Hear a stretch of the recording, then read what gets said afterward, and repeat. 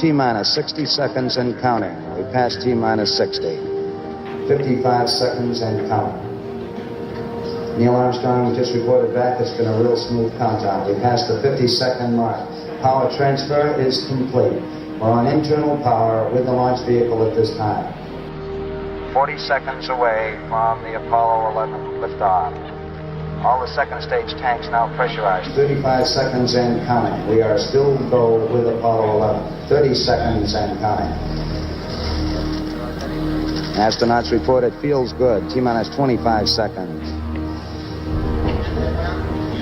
20 seconds and counting. T-minus 15 seconds. Guidance is internal. 12, 11, 10, 9. Ignition sequence starts. 6, 5, 4, 3, 2, 1, 0. All engine running.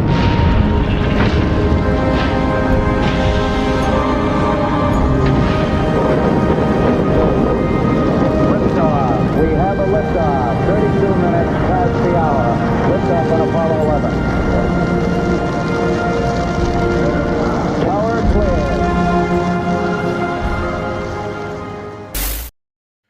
Hello and welcome to this edition of the Bullpen. As always, I'm James Roy, and with me is Tom Chavarria. Tom, how are you doing today? I'm doing pretty good. It's midweek. Everybody's talking Texans, Chiefs. I think it's the premier game of the weekend. And, I can't remember the last time the Texans were thought of this way and talked about so heavily like this right now. It's pretty cool. I'm glad the Texans have picked it up. I'm glad that we're talking Texans being the center of attention, pushing for the playoffs, because in my personal fantasy football, I think I've talked about being in like 7 leagues. I'm now in 6 because my guillotine league, I got eliminated. And then I've also since been eliminated from playoff contention in every single one of my leagues except for one, at least of my paid leagues. In my non-paid league, I am the number 1 team, which is how it would go, as you would expect. But so exciting that the Texans are giving me something to look forward to each week. But we're obviously looking ahead to the Chiefs-Texans game, and we're looking back at the Colts-Texans game. So let's take a look back at first. 20-16, I was literally 1 point off from predicting the score. I was pretty spot on, but I know that if the Colts got that extra point, that the score wouldn't have been that way. The game probably would have gotten to overtime.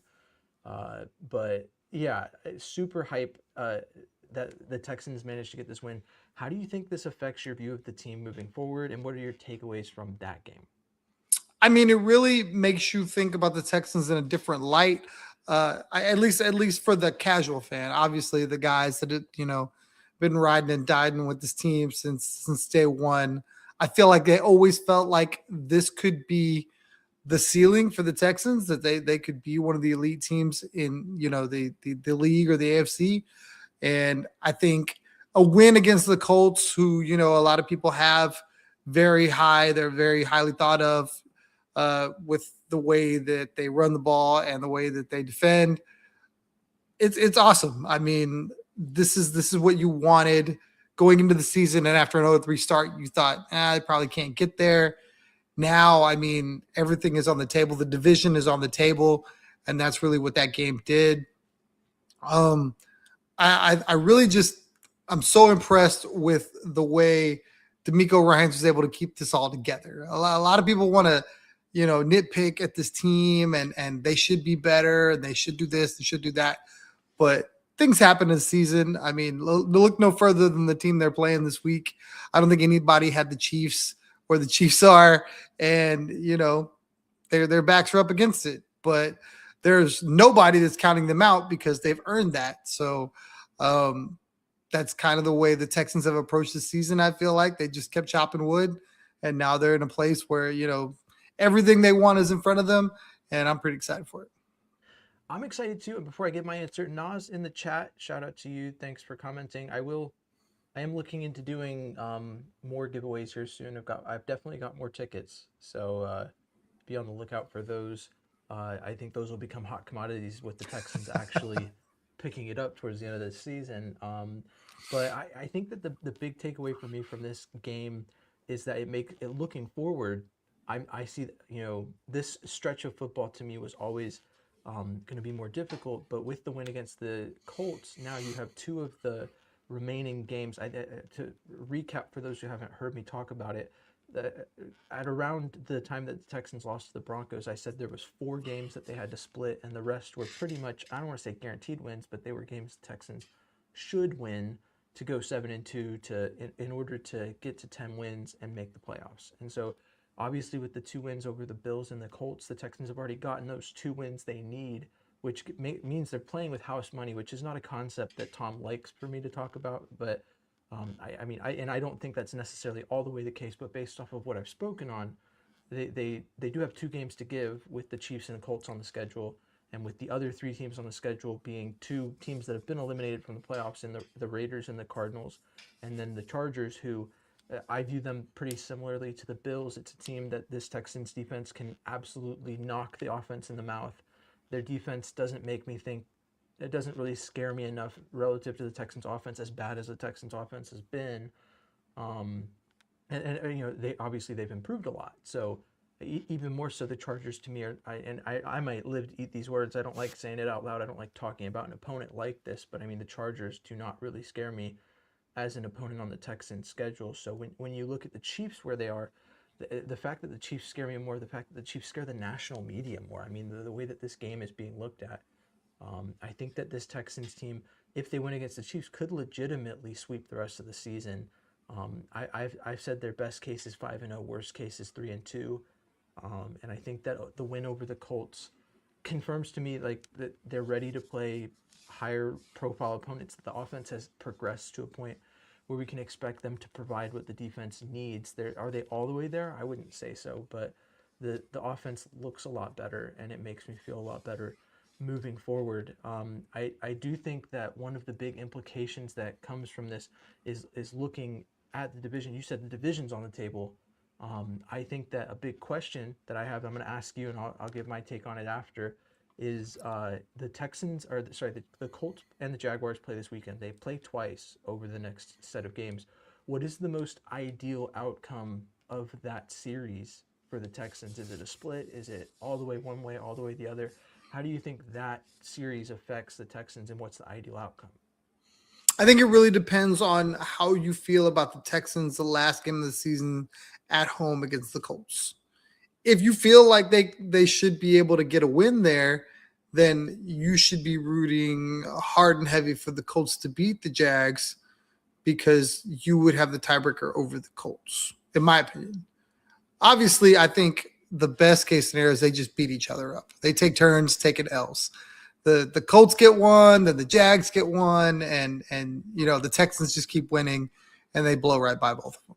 But if it's going to come down to the wire, I think any scenario where it's either you or the Colts and you have a game in hand against them, where you split against Jacksonville, and then I don't know what the different tiebreaker things are. I know the division record matters, and the Texans have a really good division record. So maybe, the beating each other up kind of works too. To me, I just hope it doesn't come to that. I hope that, however it works out, they're able to be a game out in front of whoever is left standing. Yeah, and the big thing is that so they both the Jaguars and the Colts. I think the Jaguars currently hold the division, but the Texans are 1 game down from both teams. So realistically, even if they split, or no matter how that series resolves, the Texans can take over second place in the division and do. I mean, if you look at the teams that are in the wild card ahead of them right now, the Bills, the Chargers, those are teams that are either on their schedule or the teams that they've already beaten. So they do have a strong advantage when it comes to snagging a wild card spot. Either way, the Texans playoff odds with a win this Sunday rise to like 90% per PFF. It's like some crazy number, which is really high considering that for most of the season the Texans have been sitting at like a 36 at most, like in terms of playoff odds. But for me, my initial instinct is to say Colts sweep, because if the Colts sweep the Jaguars, the Texans can win out and take the division, because all they have to do is beat the Colts again. But even with a split, both teams would suffer a loss. I think um, I think the worst case scenario is very obviously the Jaguars sweeping, because the Jaguars schedule outside of the Colts has not a lot of give to it. They do face the Broncos. That is a tough matchup. But overall, the Colts definitely have the tougher schedule outside of uh, the division, and so I think that 100% the sweep is probably best, and obviously the split works both ways. Either way, the Texans have to go at least 4-1. I think, in my opinion, to assure, to 100% ensure playoff spot. I think that they can lose two and still be in the running, but I think if they want to control their own destiny, they really only have one loss to give. And I think this is a team that has shown that they can do that. Now, this comment here from Brandon Halam, I like to shout him out every time he comments. OG Texans live stream commenter, always with a good comment. I'll actually leave that one up. Losing Settle and Lassiter is huge. So earlier this week, the Texans injury report came out. Everyone was like, it's just rest days. Who cares? So what? A bunch of people didn't practice. Today, they announced that Tim Settle's going on IR, and that Lassiter is his status for this weekend's game is in limbo. I think that Settle is a huge loss. I think that him being out affects the rotation, and the Texans have always, since D'Amico's been in charge, kind of had a interior defensive line by committee. But I do think that what Tommy Togiai has done, what that group has in Sheldon Rankins and Mario Edwards, and Danico Autry, still gives you a lot of depth there. So while that loss hurts, I don't think it hits quite as hard as if Lassiter was to be out. I think the step down from Lassiter to Tremont Smith is a lot bigger. Even then, Tremont Smith has shown the ability to step up and play, but I think it is the more concerning thing, and I think that there's a lot more hope because Lassiter could play. But how do you feel going into this matchup with losing Settle and potentially not having Lassiter? I'm in lockstep with you. I saw a lot of people, really talking up the loss of Tim Settle, and I'm more concerned with Kamari Lassiter. Like, you spoke to all the depth on the interior. Don't get me wrong, Tim Settle has been very good for this team, and he's played very well all season long. But the key cog for me in all of that is Kamari Lassiter. To be able to have him, would be huge, and I think if he's unable to play, that's a huge loss, because as we saw in the last game, people are starting to understand that you're better off not testing Derek Stingley Jr.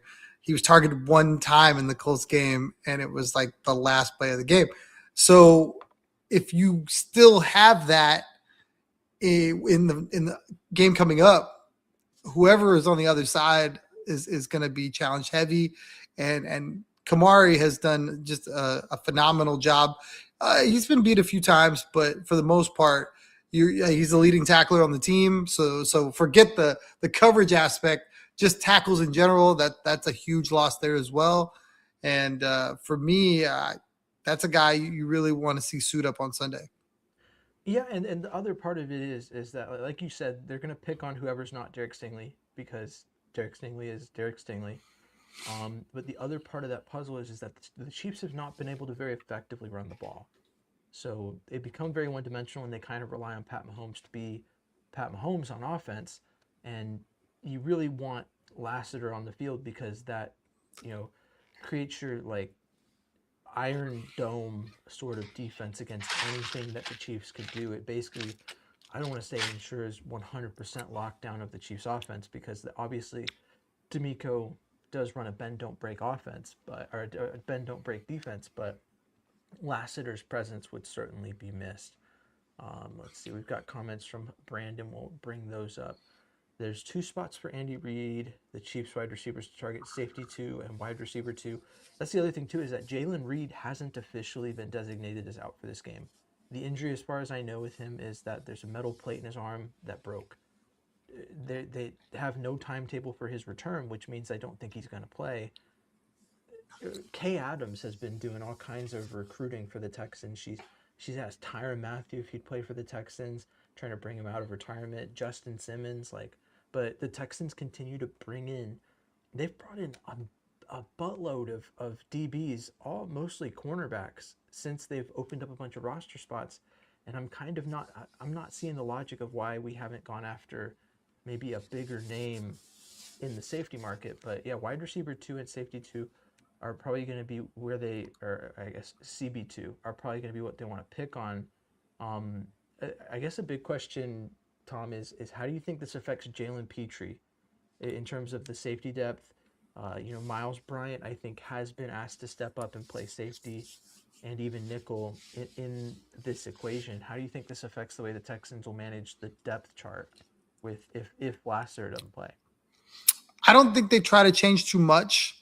I think, the names that we talked about, Tremont Smith, I know they recently signed a guy off waivers.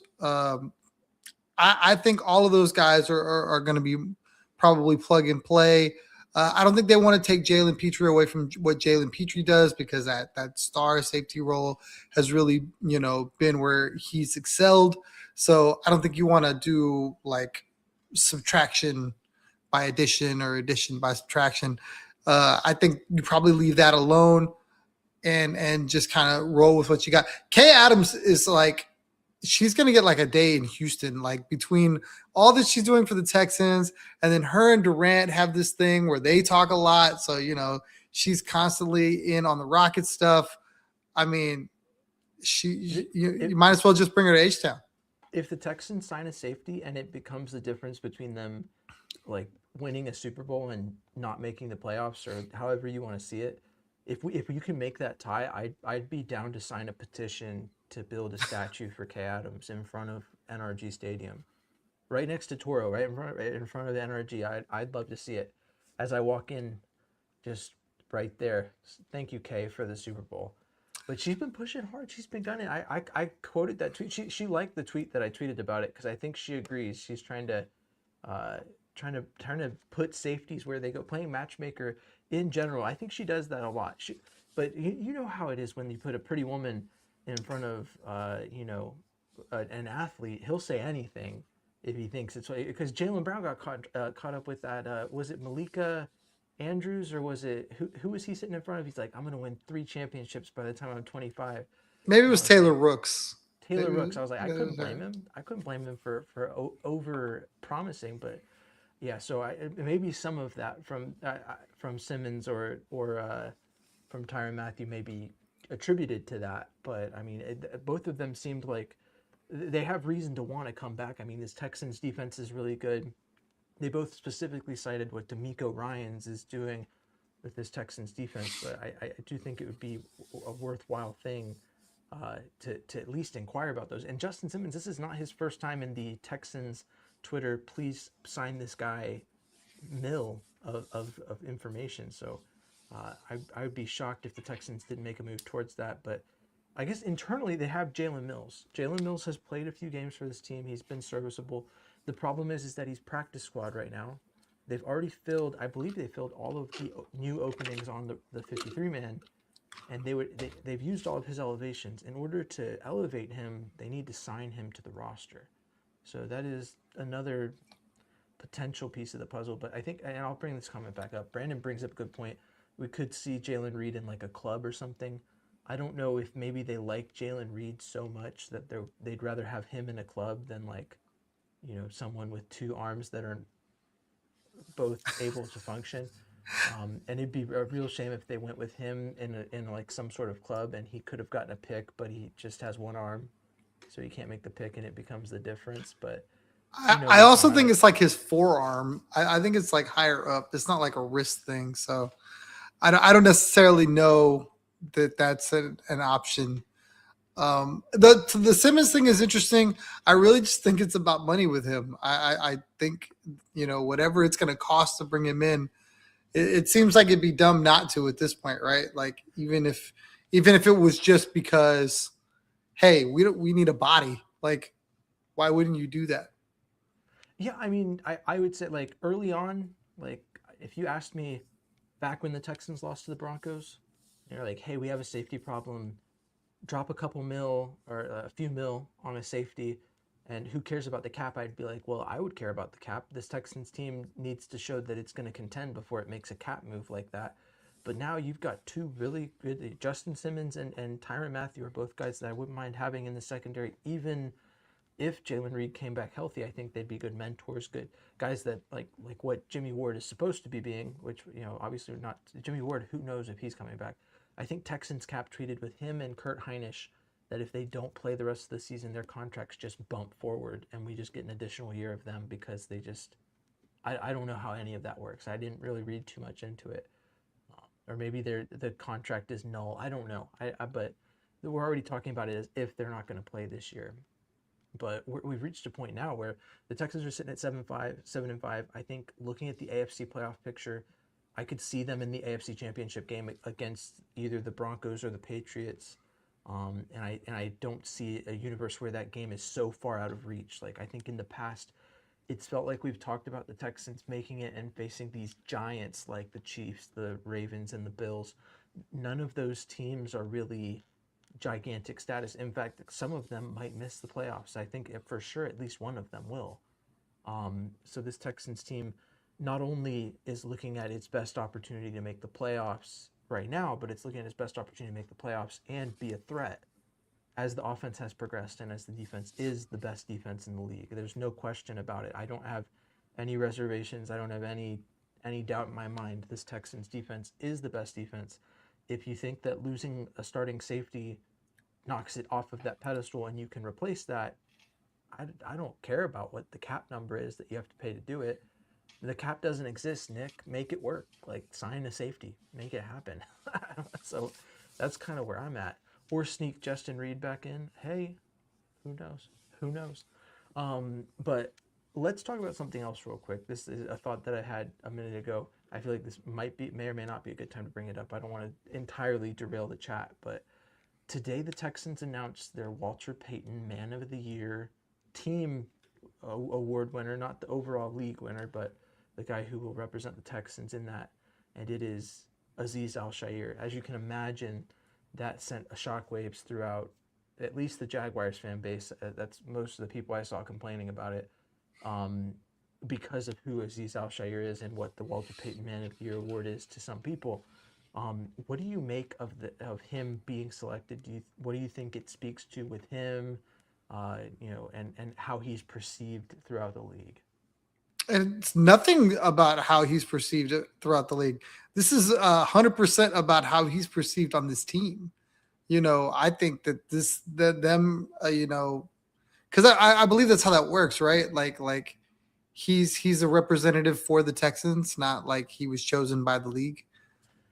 It's my understanding that the Texans choose him. I think. Yeah. I don't know if the league can do anything about that. So I them don't know choosing how him, the selection process works.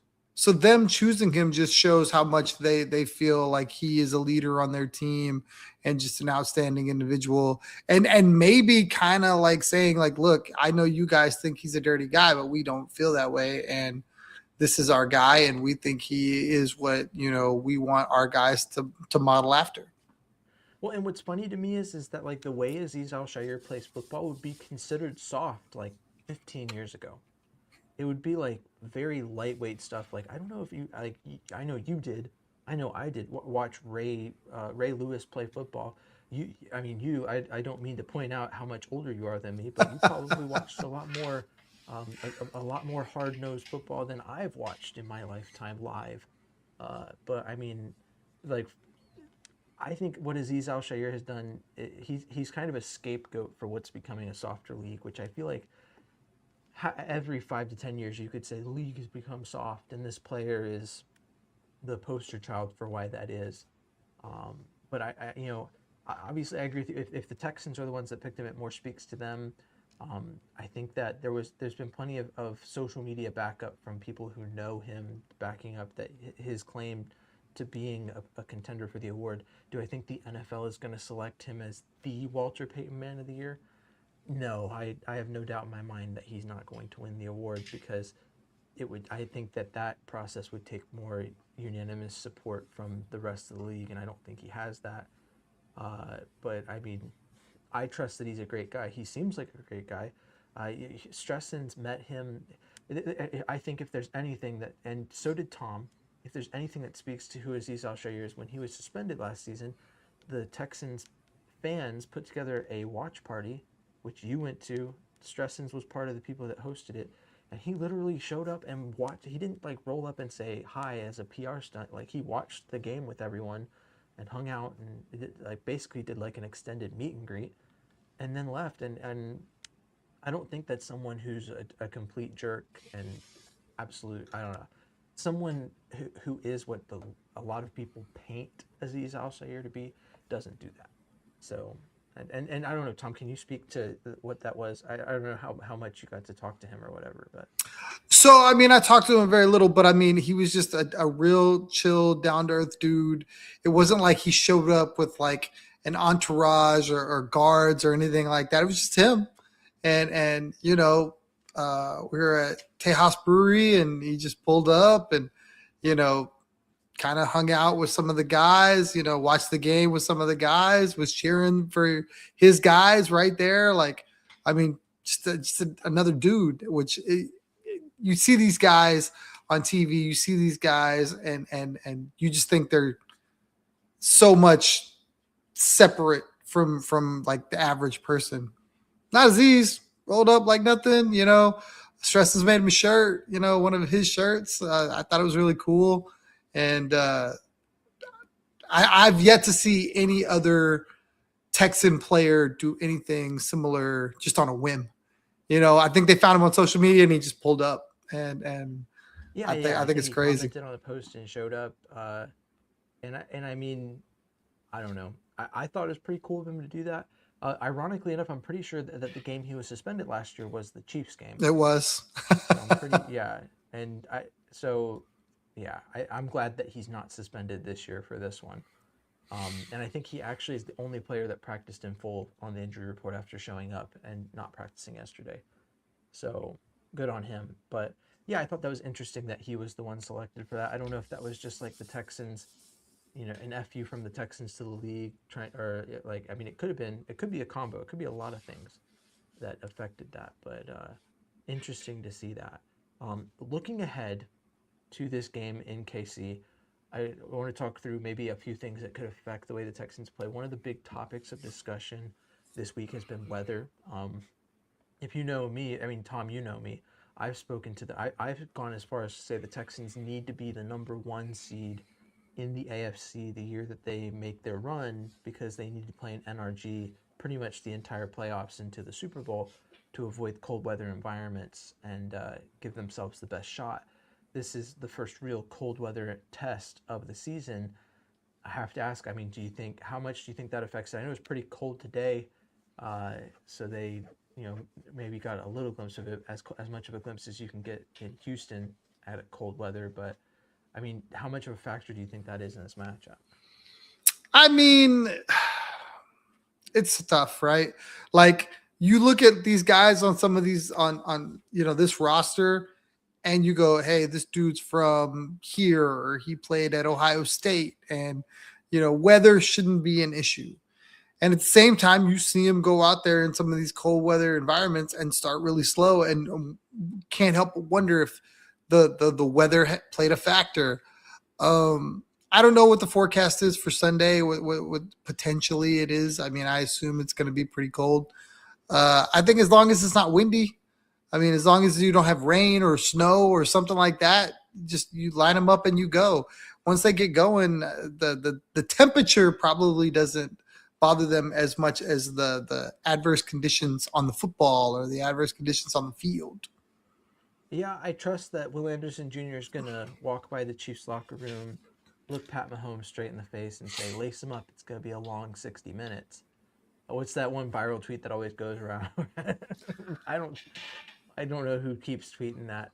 I think someone did that a couple of seasons ago, but I think that the cold obviously has an effect. I think the biggest factor to me that affects this game from a cold weather perspective is that, and so far the Texans have improved a lot in this area. They're going to have to be on their best in this game.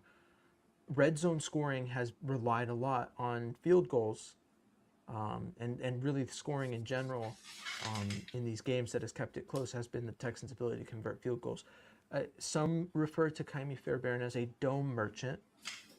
Either way, it is irrefutable that his performance in cold weather environments and in the open air has been less than his performances in more controlled environments. And so I don't think if the Texans early on start to rely on Kaimi and start sending him out there a lot, um, I think that'll be a problem.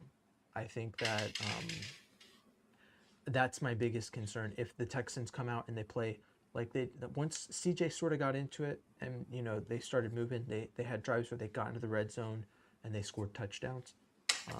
I think if they can produce like that, I think it's the same rule it's been all season. As long as the Texans score more than 20 points, they should win.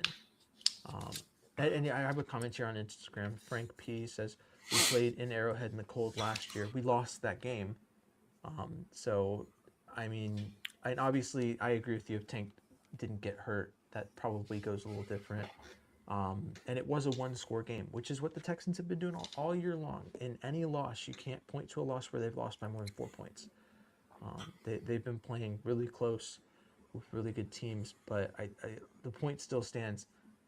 If it came down to it, if the Texans are down by 2 points and they're a 50-yard field goal from Kaimi Fairbairn's what's going to decide it, I'm going to have to close my eyes and just read about it later, because I'm not going to be able to watch that happen.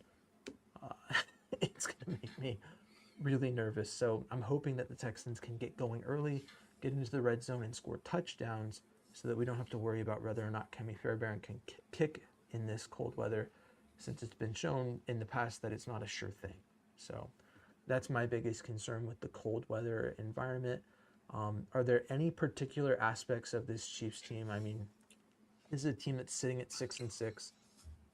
They're on the verge. The difference is, for those who don't know, I think it's like 57% chance to make the playoffs if they win today. If they lose, their chances drop to like 12% on the season.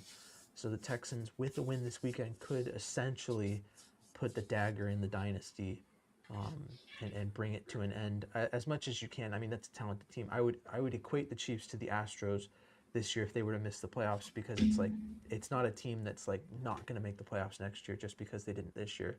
There's still a lot of talent on that roster, but it would be a huge blow to this team if they can do it. But what are some of your big takeaways from this team? This is where you look at Chris Jones on defense, you look at Pat Mahomes on offense, and Travis Kelce, Xavier Worthy, Racey Rice. There's like a number of names you could look at, but what are you looking at on both sides of the ball? What are your big takeaways, things to watch from the Chiefs' perspective? For me, I'm wondering how they stop Will Anderson and Danielle Hunter. Their left tackle is on IR, and I mean, this has been a fast, just steamrolling defense the last, I don't know, month. And I know they only had one sack last week, and people are like, well, what happened? I know that that's a really good Colts team. I think that we saw a Cowboys team that's not nearly as talented as the Texans defensive front get after Mahomes all game long. So I am really looking at that as like a huge, circle this. If they can get home, then I feel like the Texans are going to have a great shot to, keep Mahomes off the field and put together some long sustaining drives. If, they can't get to Patrick Mahomes, well, then he's going to do what he has to do, because they need to win, and they know it, and their whole stadium knows it. So you're going to absolutely get their best effort, I think. Not that I don't think you always get it, but I feel like now, desperate teams just play just a little bit harder. Yeah, and so we got some Instagram comments. Frank P, who commented earlier on the weather, is actually going to be at Arrowhead, so make sure That's awesome. You show up and cheer loud. Hopefully you get to see a win out there. It'd be really nice to see it.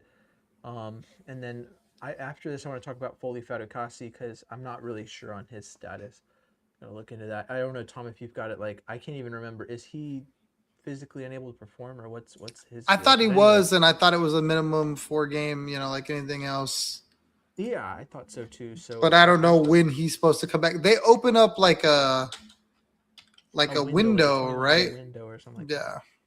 I don't know when his window. He add him to the list of like the growing list of Texans players that I need. I have no idea what their status is, and we've gotten really nothing from the organization on them. But for me, like I agree with you. Looking at this matchup, the big concerns like can Will Anderson Jr. get home, and for me the big difference here is looking at Pat Mahomes versus say like Josh Allen. Like I knew for a fact Josh Allen, Justin Herbert, you name it, those guys will fold under the pressure that this Texans defense can bring. Um, but Patrick Mahomes has consistently shown that he can singularly overcome that at times and move the Chiefs offense. So I'm kind of hopeful that this Texans defense can overwhelm Patrick Mahomes.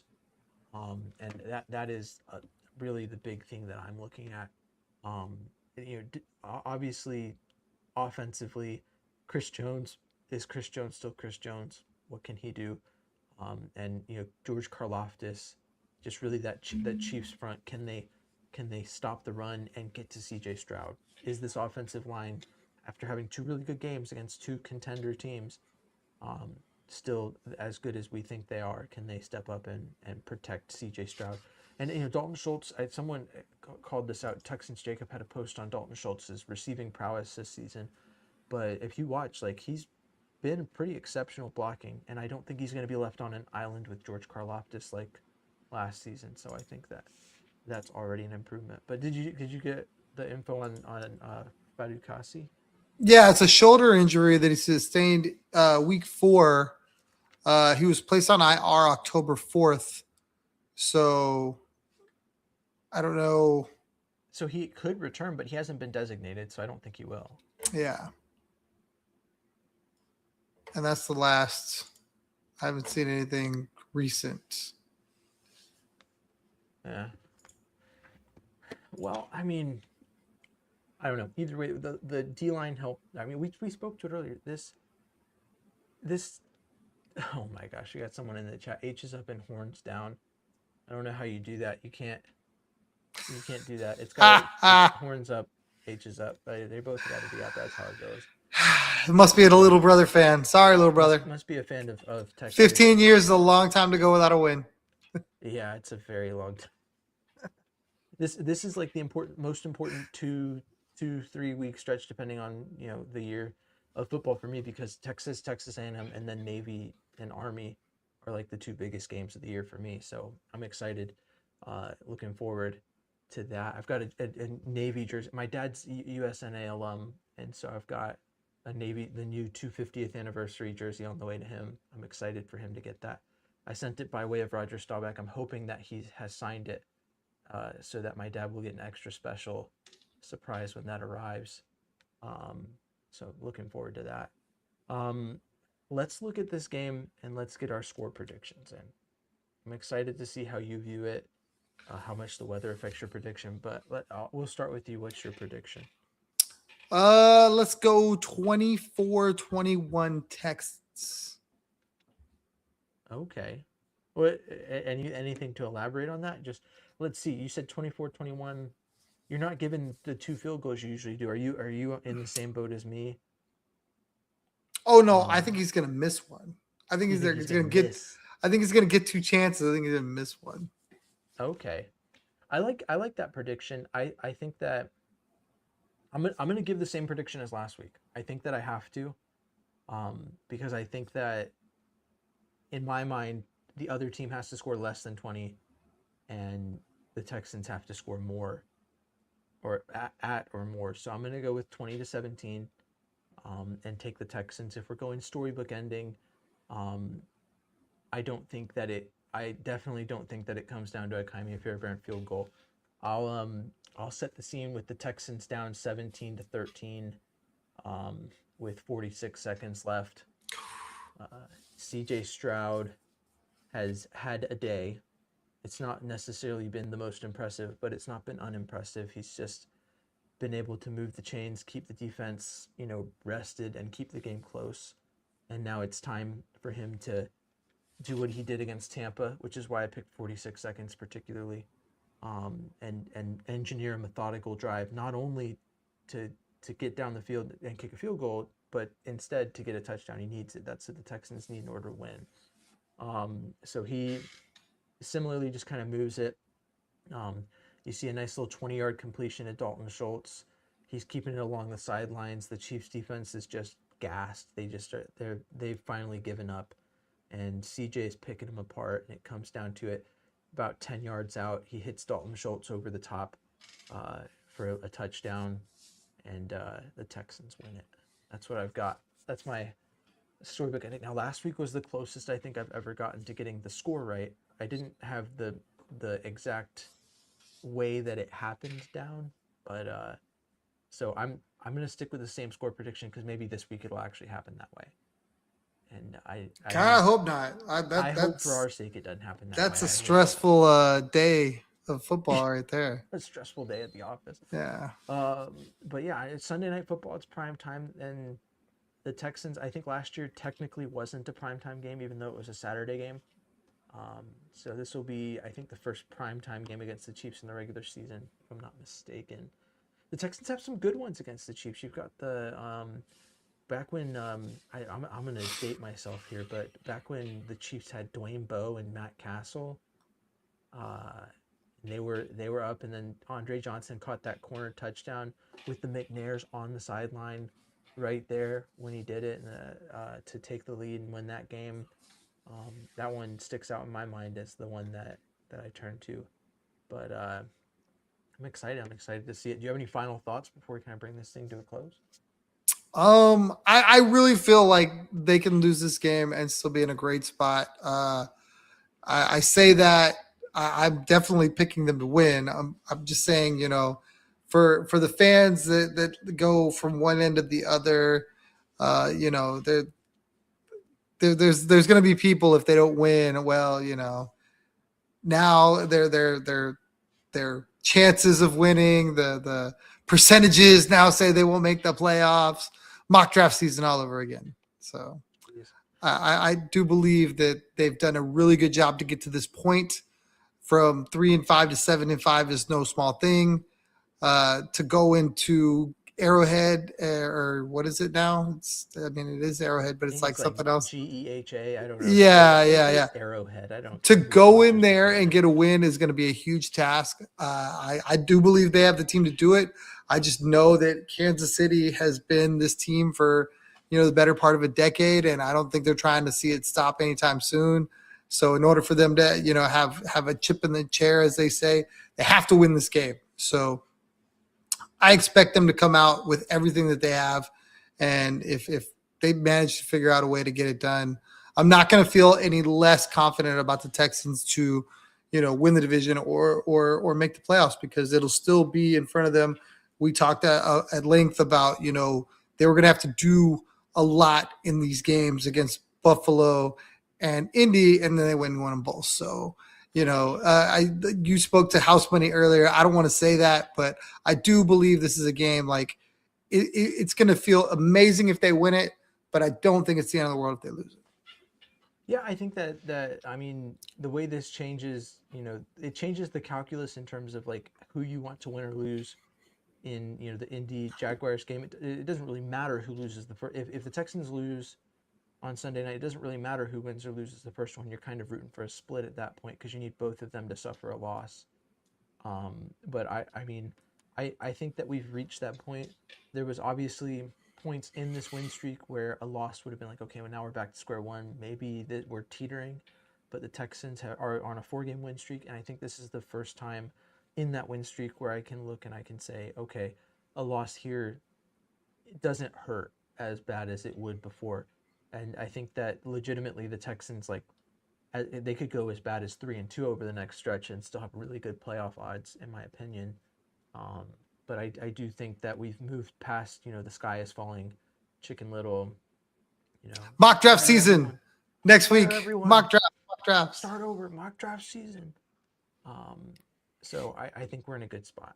But yeah, thanks for tuning in to this edition of the Bullpen. I've been James Roy. Find me at James Roy NFL, wherever you get your social media. Tom is TCTom1 on Instagram and Third Coast Tom on Twitter. And we are the Bullpen, the #1 veteran-run Texans podcast in the entire stratosphere.